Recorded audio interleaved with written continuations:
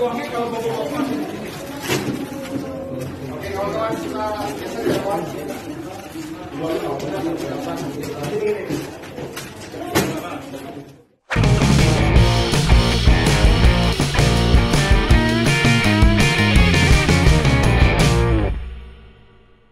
Ya, jumpa lagi dengan saya, Yusuf Muhammad. Harus diakui ya bahwa kinerja Kejaksaan Agung yang dipimpin oleh Bapak ST Burhanuddin sangat-sangatlah luar biasa kalau menurut saya. Dari cuplikan video tadi, kita telah diperlihatkan bagaimana jumlah uang sebanyak 5,1 triliun rupiah dari hasil korupsi dengan tersangka bernama Surya Darmadi alias Apeng. Ya, Surya Darmadi telah ditetapkan sebagai tersangka oleh Kejaksaan Agung atas kasus korupsi penyerobotan lahan sawit. Dan tahu tidak berapa total kerugian negara atas kasus ini? Totalnya adalah sebesar 104 triliun rupiah. Coba bayangkan saja, itu semuanya uang, bukan daun. Saya nggak bisa membayangkan uang sebanyak itu. Ya jujur saja ya, saya juga nggak bisa membayangkan kok bisa ya kerugian negara ini mencapai hingga ratusan triliun rupiah. Kira-kira bagaimana rekam jejak Surya Darmadi ini dan apa saja perannya selama ini? Bahkan ya Surya Darmadi juga sempat dikatakan dia ini punya hubungan yang sangat dekat dengan pihak-pihak penguasa. Begitu berita yang beredar di media sosial. Nah, tapi baiklah, saya akan bahas soal kasus Surya Darmadi ini.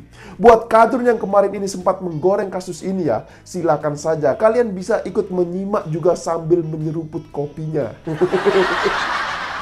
Ya, langsung saja ya. Jadi ya, Surya Darmadi ini adalah pemilik dari perusahaan bernama PT Duta Palma Group yang telah ditetapkan tersangka oleh Kejaksaan Agung dalam kasus penyerobotan lahan sawit. Dan tahu tidak berapa luas lahan yang diserobot?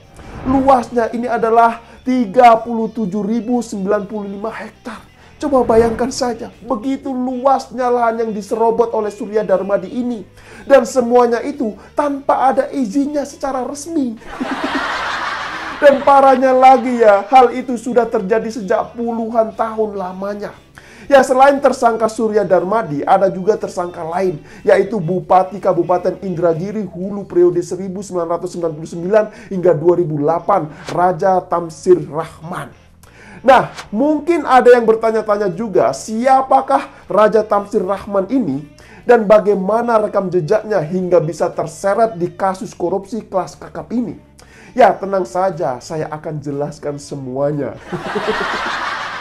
Jadi ya begini, Raja Tamsir Rahman ini adalah ketua dan pendiri Partai Demokrat di Riau. Dia juga ini pernah menjadi mantan ketua DPRD Riau.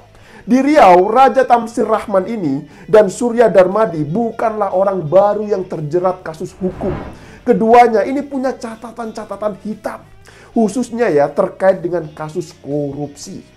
Nah, Surya Darmadi ini pernah menjadi pesakitan dalam kasus suap izin lahan yang menjerat mantan Gubernur Riau Anas Mamun. Ya, sejumlah orang ini sudah masuk penjara dalam kasus ini, kecuali Surya Darmadi. Memang ya, orang ini sangat licin sekali. Udah ngalang-ngalain belut kalau menurut saya.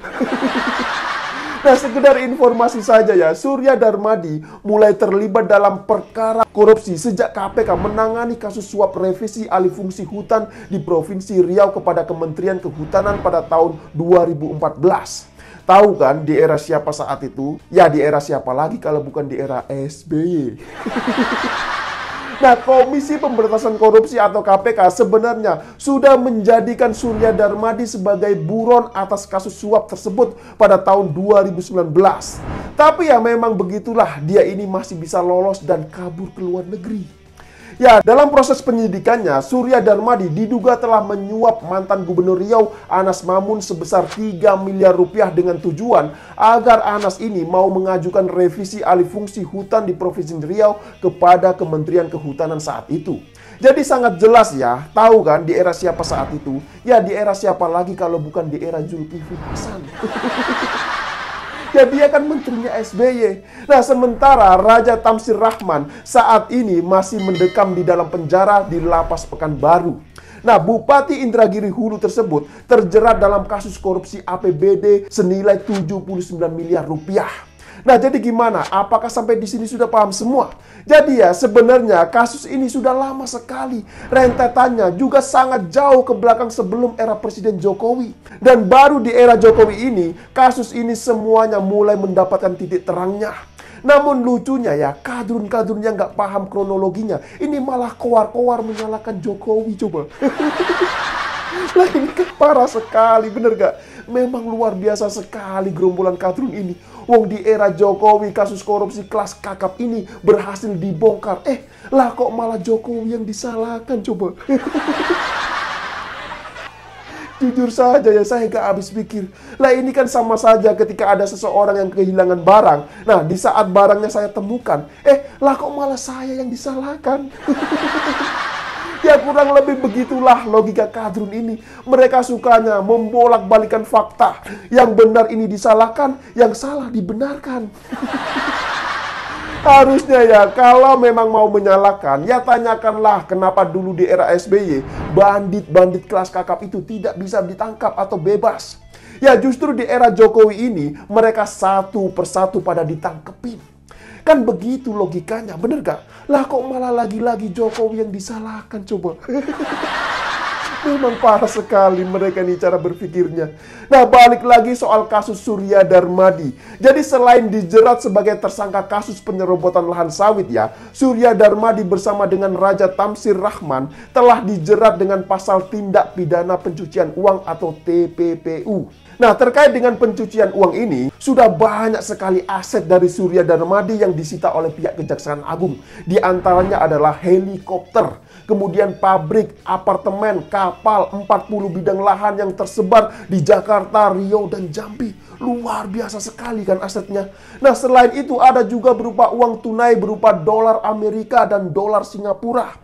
Total dari semua aset yang telah disita oleh kejaksaan saat ini adalah sebanyak 11,7 triliun rupiah.